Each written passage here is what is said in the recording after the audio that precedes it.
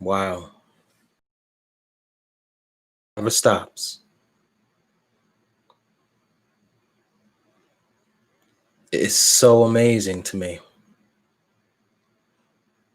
So amazing.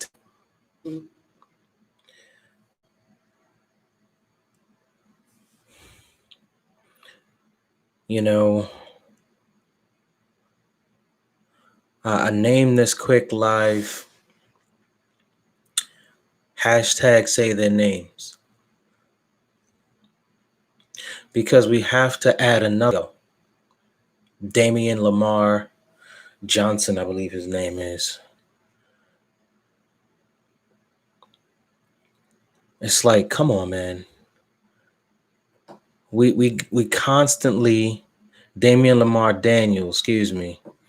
Damian Lamar Daniels. Damian Lamar Daniels. I'm gonna say it a couple more times. Damian Lamar Daniels. Veteran, fought for this country. And obviously, you know as well as I know, if you go and fight for this country and you go overseas and you have to experience the trauma of war vets because it's war. And if you ask any military professional that has seen combat, they'll tell you war is hell. So what they did is they didn't call the police, thank God. I forgot the institution. Was it the Salvation Army or was it some other institution here? Let me check this here. Was it the Salvation Army?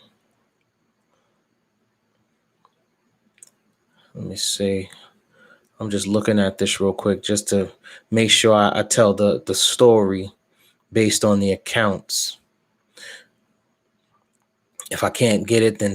But basically, they called an organization that helps people with mental health. And for some reason, this organization called the sheriff's department.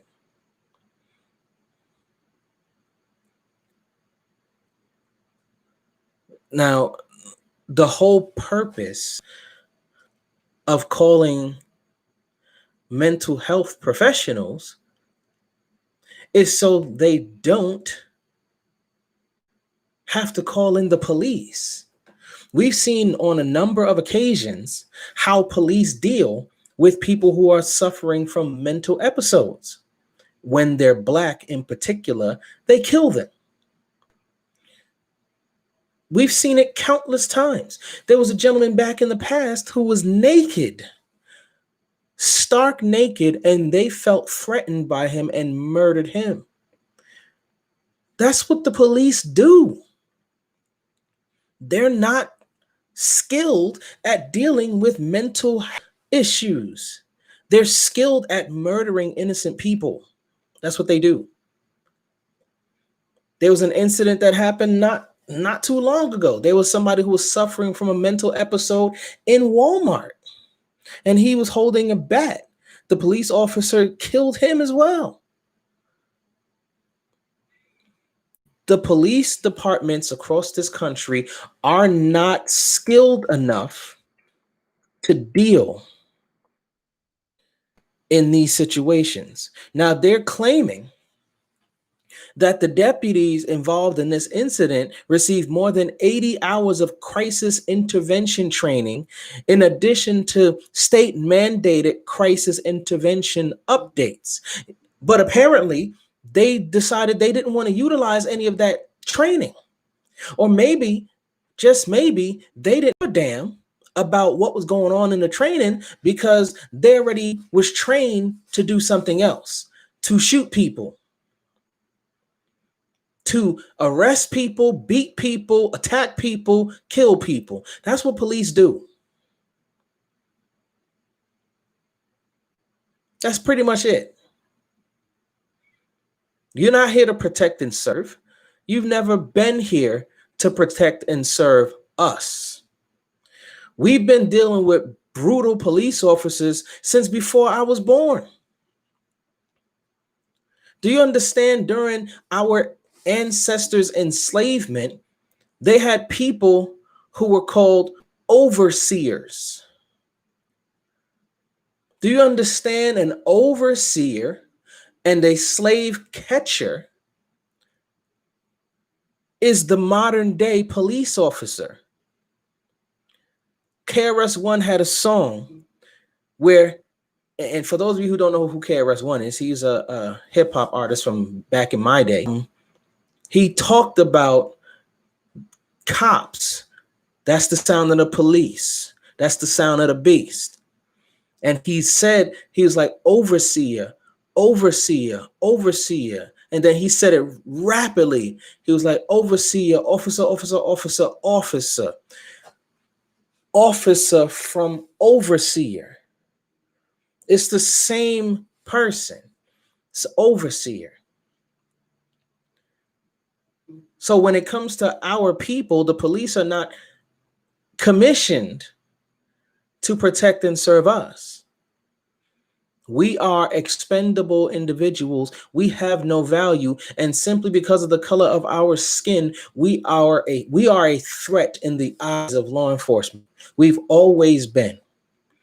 Look at our history. Look at the 60s. Look at the 70s. Look at the 50s. Look at the 20s. Look at the 30s. Look at every single decade in the 1900s, the 1800s, the 1700s, the 2000s. There's always been an issue in this country when it came to us as a people. There's a march in Washington right now happening. There's a lot of things that are being spoken of. There are a lot of things that people are sick of. But as long as you are in the belly of the beast, nothing's going to really change. They'll give you a spoon of some progress, but there's always going to be strings attached to that. You know, I'm going to talk about something controversial. There's been stuff going on recently. I've seen articles about a group of well-to-do African Americans have decided to purchase a large amount of acreage in Georgia to build a city, and the premise of that is phenomenal. And the whole ideology of it was to have your own autonomous city where you have your own police departments, you have your own mayors, but the challenge with that is that you're still in Georgia, which means you still have to deal with state troopers. State troopers can still come through your town. You still have to deal with the governor and the government of the state of Georgia.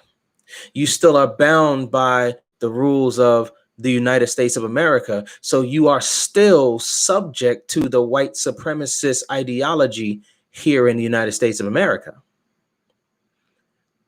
So even though you may have your own city, you really do not have absolute control of that city. You don't. Because you're still bound by the system that oppresses you. Even if you separate, you're still separate in the United States of America. So you're not truly separated. You've just segregated. But you're still under the thumb of white supremacy.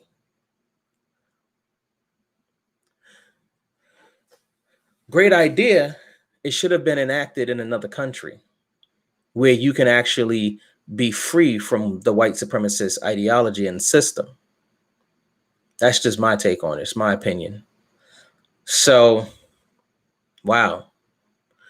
Damian Lamar Daniels, murdered. U.S. Army vet or military vet, excuse me. I don't know which branch he was, but military vet. Had some mental instability.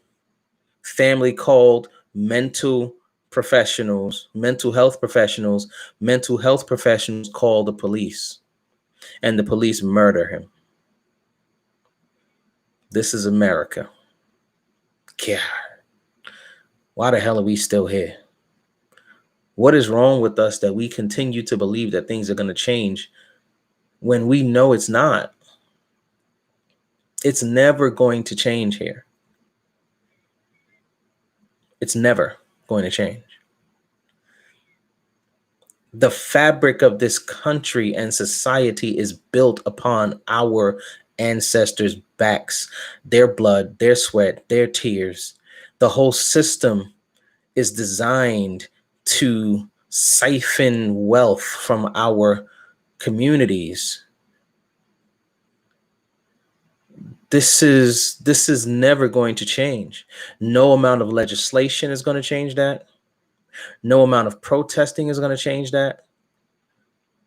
Nothing is going to change that.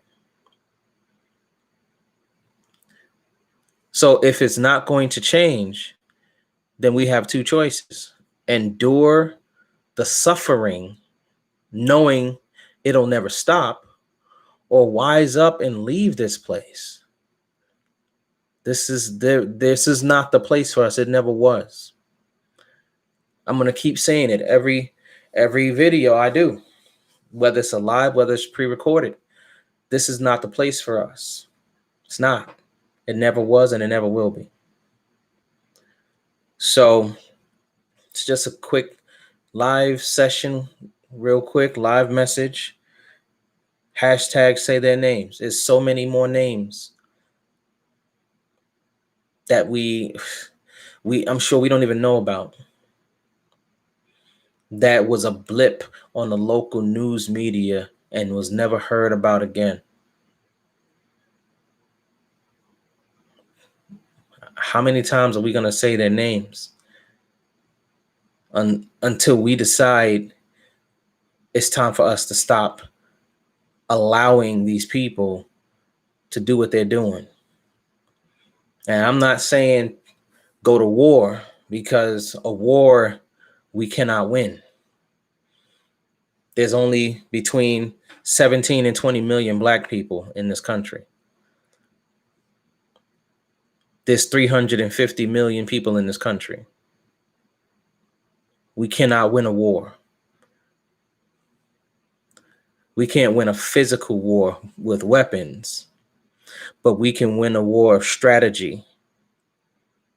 We got to strategize different moves. We got to strategize other things.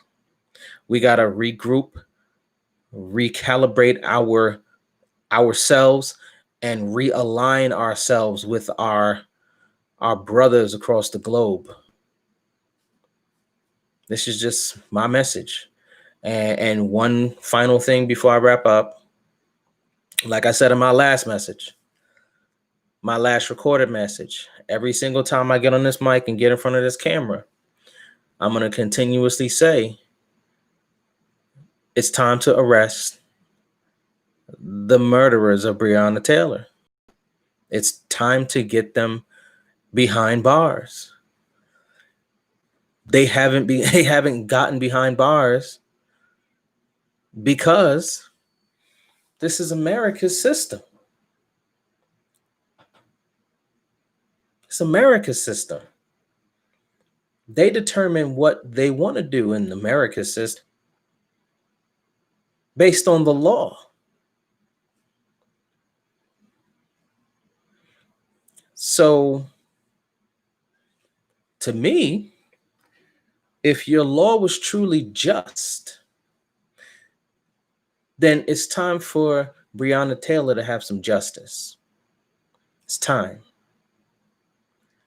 It's time for everyone who was senselessly murdered by this regime of racial evil and white supremacists, just despicableness. It's time for all of their murderers to be brought to justice.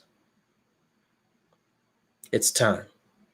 This is Khalil Speaks LKE. I tell you, life's crazy, man. About an hour ago, find out that Chadwick Boseman dies. And I find out right after that a couple days ago, an American hero, according to American standards, a veteran who fought in a war fighting for this country, is murdered because he had a mental health episode and because he was a black man. This is America. This is Khalil Speaks LKE. You can follow me. You can subscribe to me. If you do, if you don't, just want you to know, as a black man in this country, I'm so sick and tired. I'm sick and tired of this. I'm sick and tired of seeing my brothers and my sisters get murdered in the streets by the people who are supposed to be upholding the law and protecting us. These are our greatest enemies.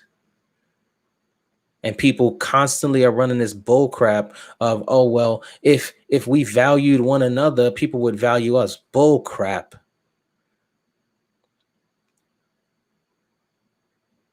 We don't, there's crime. There's no such thing as black on black crime. It's called crime. Just like the people who perform the most crime against white people are white people. The people who perform the most crime against Asian people are Asian people. It's called crime. But it's a false narrative when it comes to black people to try to make it seem like it's more of a problem because we're black. There's so many things that are utilized to try to diminish us. Even this evening, I read an article about they're trying to now blame Breonna Taylor for her own death because of her association with an ex-boyfriend who was dealing in drugs. Has nothing to do with Breonna. She wasn't even with the guy, wasn't even in a relationship with him anymore, has a new boyfriend, but they're still trying to blame it on her. The media is doing their best to try to take the focus off of the unjust murder of our sister, Breonna Taylor. It's so sickening to see what this country does to the victims of crime. Just like they're trying to say, oh, Jacob Blake, he's got convictions and whatever. Who the hell cares?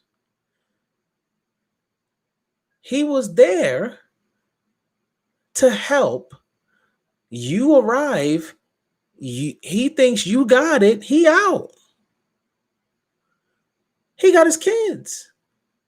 If you're there to protect and to serve, protect and serve.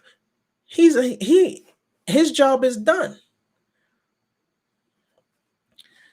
It's America, folks. I can't stand it. I'm totally done with this whole society, this whole country. I'm totally done. If you watch this video and you happen to have any sort of inroads, you have connects in countries in Africa, let me know. If you have, hit me on my message and hit me on Facebook, Instagram, Twitter. I'm Khalil Speaks LKE everywhere. If you have a repatriation organization that in any African nation, link them to me. I would like to reach out to them and talk to them. I want to see about a pathway for me and my family to be out of this country. It's like it's almost every day we're seeing some of us be murdered. Every day, every other day, Sunday, Wednesday. This is too much, man. It's too much. Again, this is Khalil Speaks LKE signing out. God bless, fam. Try to sleep well. It's crazy out here in these streets, man. It's crazy. Blessings.